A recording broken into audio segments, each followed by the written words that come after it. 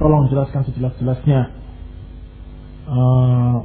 Tolong hadir dalam pelajaran Al-Jawabul Kafi serajin-rajinnya supaya jelas sejelas-jelasnya. Bahwa dalam buku itu dijelaskan jelas sekali oleh Ibnu Qayyim sekian halaman masalah akibat-akibat dosa. Di antaranya kesialan. Di antaranya.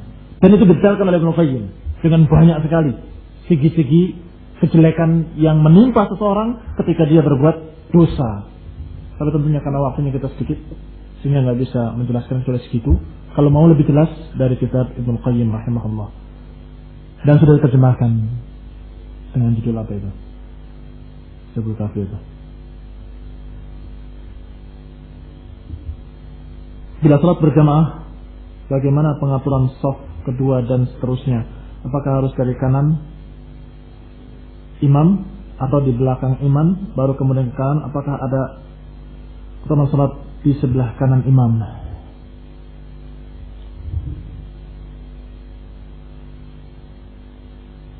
Yang ada dalam hadis pertama tentang yamin, tentang keutamaan kanan. Kemudian ada juga jadikan imam itu di tengah. Ada juga seperti itu. Sehingga tinggal dikerjakan dua hadis tersebut. Jadikan imam dalam keadaan di tengah dan kamu tetap mengutamakan kanan. Bisa ya? Wallahu a'lam. Bagaimana dengan taubat yang dilakukan berulang-ulang dengan kemaksiatan yang sama? Apakah taubatnya bisa diterima? Dengan taubatan nasuha akan diterima. Jadi ada orang yang membawa, yakni seorang mubtadi' memang, seorang yang berpikiran Mu'tazilah. Pernah saya dengar sendiri, dia menyampaikan dulu, yakni sebelum saya mengenali dia dengan jelas. Setelah mengenali dengan jelas, sekarang sudah barok, sudah tahdzir. Bahwa orang itu menyampaikan ayat yang summa kafara, summa amana, summa kafara, begitu. Kemudian beriman, kemudian kafir lagi, kemudian beriman lagi, kemudian kafir lagi, kemudian disempel oleh Allah dalam keadaan kafir dan tidak akan bisa kembali lagi. Ditafsirkan oleh dia, makanya jangan taubat, maksiat lagi, taubat, maksiat lagi. Nanti akhirnya setelah itu tidak akan diterima lagi taubatnya. Ini penafsiran yang dusta dan kadzab atas nama Allah. Padahal hadis justru sebaliknya. Dalam Sahih Muslim lagi. Justru sebaliknya. Ketika ada seorang yang berbuat dosa, kemudian taubat pada Allah, maka Allah mengatakan, hambaku tahu bahwa dia memiliki Rabb yang mengampuni dosa. Aku ampuni dia. Kemudian berbuat dosa lagi. Taubat lagi. Allah mengatakan, hambaku tahu kalau dia memiliki Rabb yang mengampuni dosa, maka aku ampuni dia. Sampai yang ketiga kalinya, hambaku tahu kalau dia memiliki Rabb yang maha mengampuni dosa, maka silahkan dia berbuat dosa, akan aku ampuni dia. Hati-hati, jangan dijadikan untuk meremehkan dosa. Ini bahas juga oleh Ibnu Qayyim dalam kitab yang tadi juga, kitab Al-Jawabul Kafi. Bahwa ini menunjukkan kalau taubatan itu nasuha, taubat yang ikhlas, yang betul-betul taubat, maka mungkin akan diterima. Tapi tetap di tangan Allah kehendaknya. Artinya, apakah diterima atau tidak, itu Allah Subhanahu wa ta'ala. Tapi kemungkinan tetap ada. Tetap kemungkinan taubat ada. Tidak pernah pintu taubat tertutup kecuali yugharghir. Tetap pintu taubat terbuka, malam yugharghir. Jadi syarat taubat bukan berhenti, kemudian mengucapkan istighfar, kemudian menyesal dan tidak mengulainya selama-lamanya. Bukan itu syarat-syarat taubat. Yang awal betul, dua betul, tiga betul, yang terakhir salah.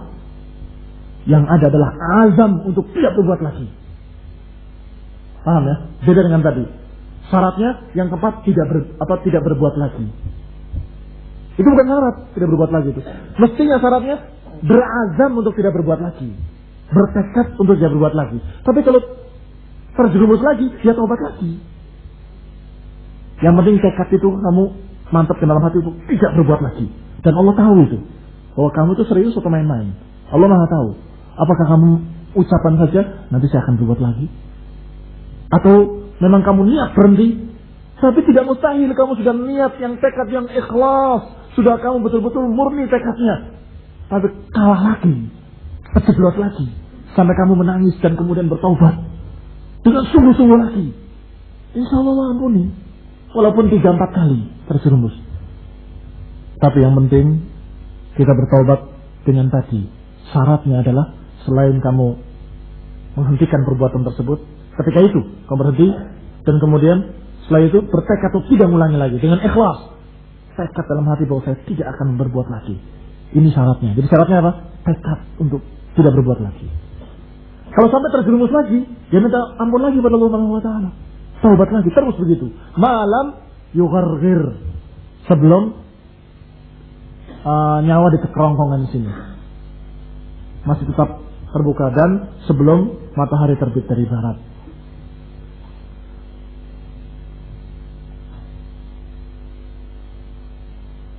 Apakah orang yang melakukan suatu kemaksiatan zahir bisa disebut ahlul maksiat, ahlul ahwa? Orang yang berbuat maksiat secara zahir, dia disebut ahlul maksiat, tapi bukan ahlul ahwa. Beda. Ahlul ahwa ini sudah menjadi istilah para ulama terhadap ahli bid'ah. Jadi jangan dicampurkan dengan ahli maksiat. Beda. Bukan maksiat juga hawa nafsu. Iya. Tapi para ulama sudah menjadikan ahlul ahwa ini istilah bagi orang yang mengikuti kebid'ahan-kebid'ahan. Kenapa? Mereka mengistilahkan dengan ahlul ahwa karena kalau kamu mengerjakan kemaksiatan yang zahir, kamu dalam keadaan tahu kalau itu adalah maksiat. Hati kecil kamu dalam keadaan tahu kalau itu maksiat. Dan orang-orang sekitarnya tahu kalau itu maksiat. Sehingga fitnahnya kecil. Ada fitnah yang lebih kecil. Tapi kalau hawa nafsu tadi, kamu mengerjakan maksiat, kemudian kamu merubah hukum Allah. Maksiat yang ini nggak apa-apa kalau dilakukan setelah kamu tingkatannya sudah hakikat. Lain dong. Lain sudah hukumnya. Nah ini ahlul ahwa yang kedua. Yang pertama ahlul maksiat, yang kedua ahlul ahwa. Begini misalnya. Satu orang sedang mengadakan daurah begini. Kemudian panitia membawa foto. Difoto dari sana cepret. Pesertanya kaget. Kemudian ini maksiat, ya kok? Maksiat, bukan bid'ah, maksiat dia. Saya begitu melihat pesertanya kaget melihat maksiat, loh, kok difoto? Ini kan haram dan sebagainya.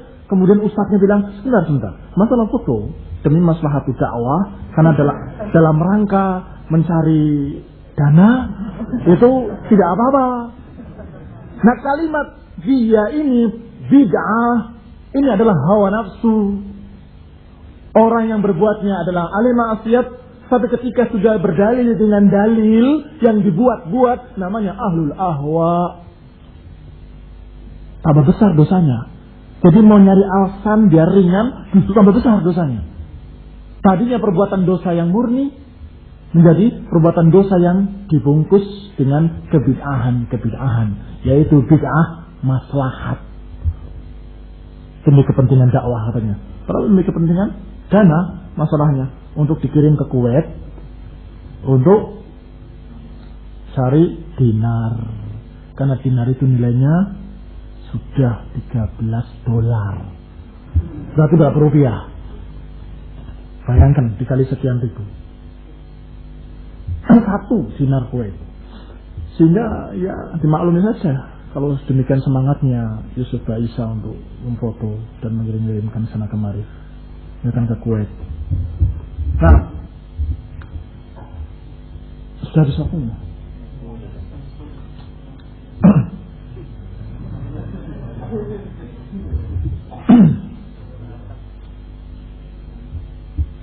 Tadi belum selesai sepertinya.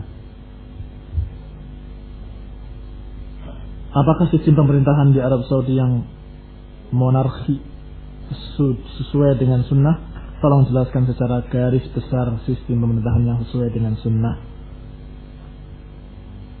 Sistem pemerintahan maksudnya apanya? Turun-temurunnya? Sesungguhnya Rasulullah SAW membiarkan para sahabat untuk bermusyawarah dengan memberikan isyarat-isyarat, mewakilkan imam salat Abu Bakar, Kemudian menjanjikan kepada seorang wanita nanti kalau datang, kalau aku nggak ada, temui Abu Bakar. Ini isyarat-isyarat semuanya. Sehingga Rasulullah mengisyaratkan Abu Bakar tapi tidak memilih. Tidak mengatakan kalau aku mati wasiatnya Abu Bakar jadi khalifah, nggak ada seperti itu. Tapi sudah ada isyarat-isyarat sehingga begitu Rasulullah wafat, mereka musyawarah Abu Bakar yang jadi khalifah. Begitu Abu Bakar wafat, Abu Bakar memberikan wasiat, Umar yang menggantikan. Begitu Umar wafat, Umar berbeda lagi dari yang awal. Bagaimana yang Umar, engkau tidak beri wasiat? Kalau aku memberikan wasiat, telah memberi wasiat orang yang lebih baik daripadaku. Dan kalau aku tidak memberi wasiat, telah tidak memberi wasiat orang yang lebih baik daripadaku. Itu Rasulullah SAW. Kemudian dia memilih syura 6 orang untuk dipilih salah satunya dan dimusyawarahkan antara 6 orang tersebut. Beda-beda semua. Ini menunjukkan semuanya boleh cara memilih yang ini dan yang itu, sunnah Rasulullah dan sunnah khulafa ar-rasyidin. Yang penting dia adalah orang yang layak, yang bisa untuk memimpin, memiliki kemampuan untuk itu dan syarat-syaratnya lengkap. Itu saja yang penting. Sehingga kalau Abu Bakar mau mewasiatkan, saya lihat anak saya itu, saya percaya betul dia bisa megang, saya kasihkan anak saya. Kenapa? Kalau rakyatnya setuju, melihat ini khalifah memberikan wasiat. Ini ada 3 macam, seperti Rasulullah SAW, kemudian seperti Abu Bakar dan seperti Umar bin Khattab, dan ini adalah sunnatul Rasul dan sunnah khulafa ar-rasyidin. Apakah orang yang ikut mengaji pada manhaj salafus saleh tapi ia melakukan suatu kemaksiatan yang zahir tidak merusak, tidak termasuk salafiyin karena menganggap salafiyin suci dari dosa? Enggak ada yang suci dari dosa. Manusia tetap memiliki kesalahan-kesalahan dan dosa. Jangankan manusia, para ulama juga memiliki kesalahan. Bahkan para sahabat juga. Tapi mereka adalah orang-orang yang tawwabun. Khairul khata'in at-tawwabun. Sebaik-baik orang yang berbuat salah adalah orang-orang yang taubat. Dan jelas kalau orang itu adalah seorang salafi, sunni, ahli sunnah, tidak mungkin dia berani terang-terangan, tidak mungkin dia berani mujahirin. Kullu dzanbin mu'afah illa al-mujahirin. Semua dosa akan diampuni kecuali yang terang-terangan, dilakukan dengan bangga. Saya habis buat demikian dengan bangganya. Nah, kalau orang itu adalah seorang sunni salafi, tidak mungkin dia berbuat seperti itu. Malu dia. Dan malunya ini yang lebih memudahkan dia untuk diampuni oleh Allah Subhanahu wa taala. Masih punya rasa malu untuk berbuat dosa. Nah, dan siapa yang bilang salafi itu suci dari dosa?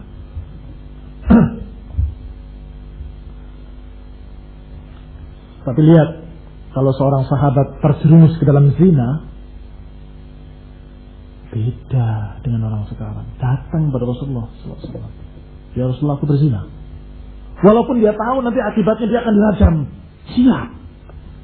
Ada sekarang. Kira-kira yang seperti itu. Ada. Jadi bukan suci dari dosa, tapi dia itu orang yang tawwabun. Mereka para salafus saleh adalah orang yang tawwabun. Kullu bani Adam khata'. Semua bani Adam memiliki kesalahan-kesalahan, tapi khairul khata'in at-tawwabun. Sebaik-baiknya orang yang salah adalah orang yang taubat. Sampai diberi kesempatan oleh Rasulullah SAW untuk menghindar.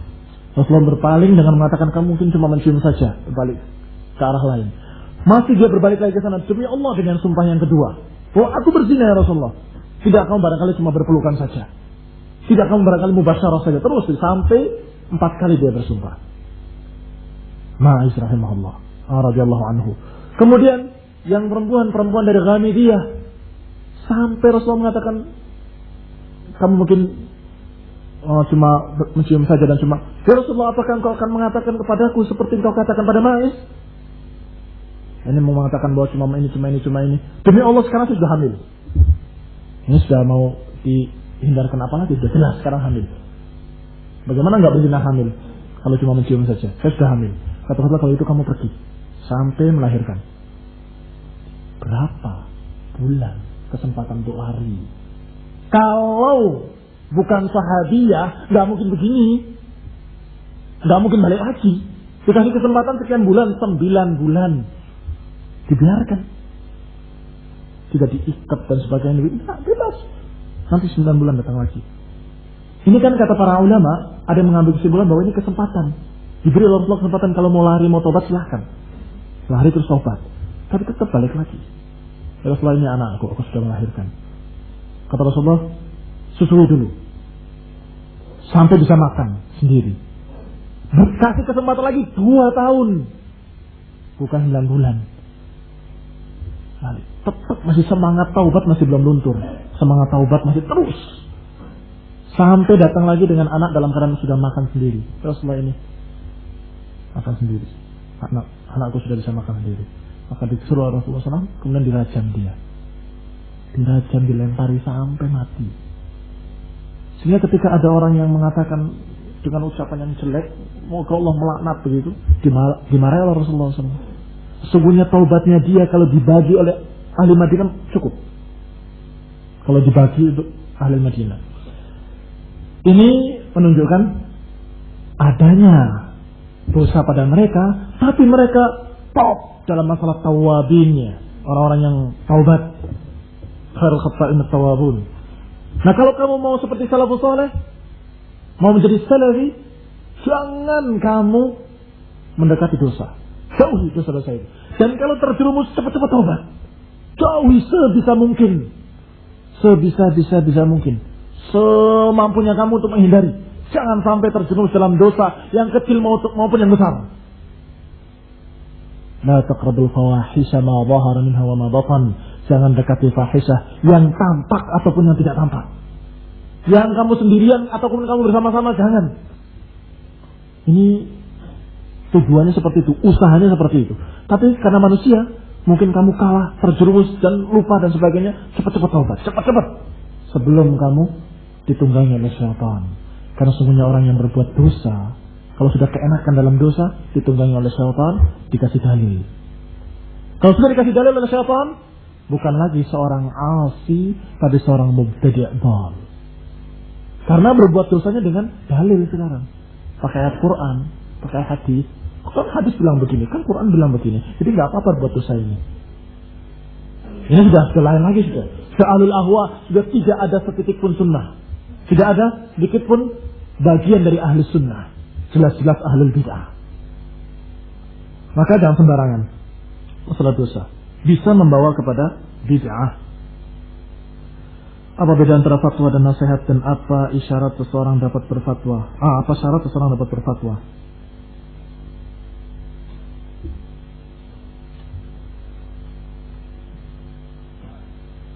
Kalau nasihat, kamu mengajak orang kepada kebaikan, itu nasihat. Dan memperingatkan orang dari kejelekan yang kamu ketahui. Kamu jangan berbohong, nggak boleh, dosa. Itu nasihat. Kamu harus jujur, itu nasihat juga. Kamu harus banyak ngaji, belajar, itu nasihat. Tapi kalau fatwa, apa hukumnya demikian, yang kamu kemudian beristihad sendiri dengan dalil-dalil dan sebagainya. Karena perkaranya perkara baru yang kamu tidak tahu. Ada ulama yang berfatwa seperti itu. Perkara baru artinya kejadiannya. Saya kejadian begini. Hadis atau ayat yang langsung berkaitan dengan itu nggak ada. Harus istinbat. Nah ini butuh istinbat, butuh menyimpulkan dari ayat-ayat dan hadis-hadis. Nah ini berat dan demikian. Dan ini butuh ilmu. Dan tentunya yang bisa berfatwa atau beristihad seperti itu adalah para ulama. Kalau bertanya tentang sesuatu dan ternyata ada dalam hadis, dalam Quran, atau ada istihadnya para ulama, kita cuma nukil saja, bisa seperti itu. Dan itu bukan fatwa dari kita bukan berfatwa, menukilkan fatwa. Bagaimana dengan pemilu? Hadis kan tentang masalah pemilu khusus kan nggak ada, tapi dipelajari, diistinbat, maka dipahami bagaimana hukumnya pemilu. Kemudian kita katakan bahwa pemilu adalah bid'ah. Kalau kamu yang berpikir sendiri itu namanya ijtihad, fatwa. Tapi kalau kamu mengatakan, Syekh Albani mengatakan bahwa pemilu adalah bid'ah, Syekh Muqbil juga mengatakan demikian, bahkan muridnya nulis kitab setebal ini, Tanwirud Dhulumat, tentang bid'ahnya pemilu. Itu bukan fatwa, menukilkan fatwa. Nah, ini silakan saja. Siapa yang sudah mendengar ilmunya dengan yakin, silakan boleh menyampaikan nukilan fatwa itu. Itu bukan berfatwa. Jadi hati-hati. Jangan dianggap ustaz berani berfatwa. Nukil fatwa dari para ulama. Nah,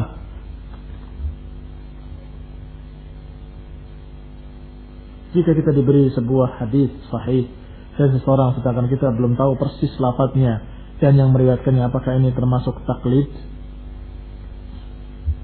Kamu sudah mendengarkan dengan sahih bahwa itu adalah sahih, maka paling tidak kamu sudah mendapatkan berita tentang kesahihannya dan kesimpulan hadisnya.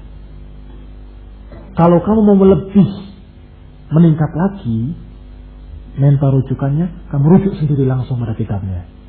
Kamu dengar dari mana? Kamu baca dari mana? Jangan-jangan dia salah baca masalahnya.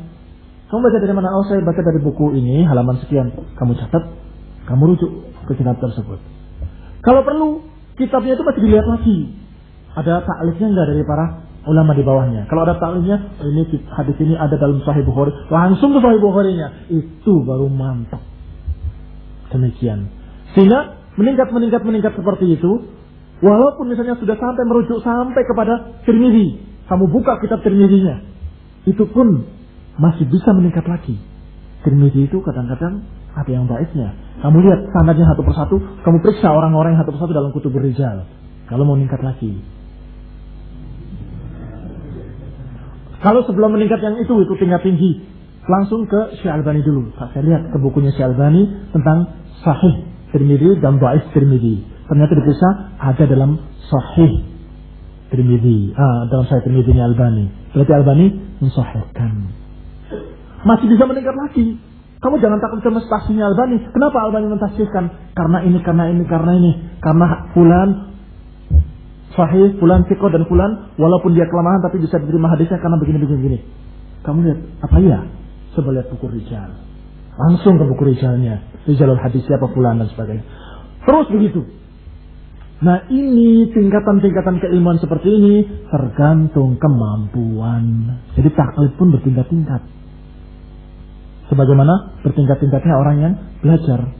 Ada orang yang karena memang ilmunya sangat lemah dan susah untuk memahami ilmu, awam, tukang becak misalnya, yang dia sama sekali nggak ngerti apa-apa kecuali apa yang didengar dari ustadznya. Maka bagi dia, kalau ustadz itu sudah mengatakan Sahih Bukhari, terima sama dia. Sudah cukup. Itu bukan taklid bagi dia, memang dia sudah menerima hadisnya, tahu hadisnya, cukup bagi dia. Tapi kalau bagi talibul alim dikatakan begitu, masih tanya, masih butuh dia pertanyaan, terus begitu. Nah, bagi syekh seperti Syekh Albani dan murid-muridnya misalnya, kalau dapat sesuatu, apakah langsung terima?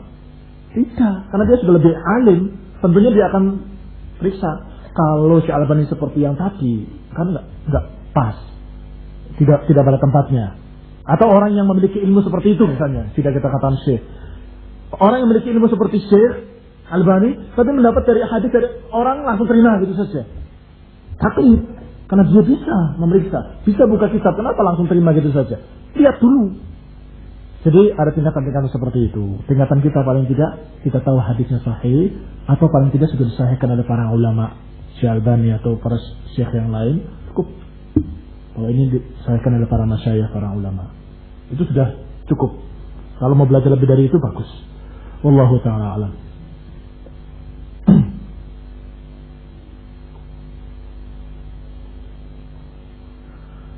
Bolehkah memberikan gelar hafizahullah kepada seorang yang dengan tujuan supaya Allah menjaga din orang tersebut?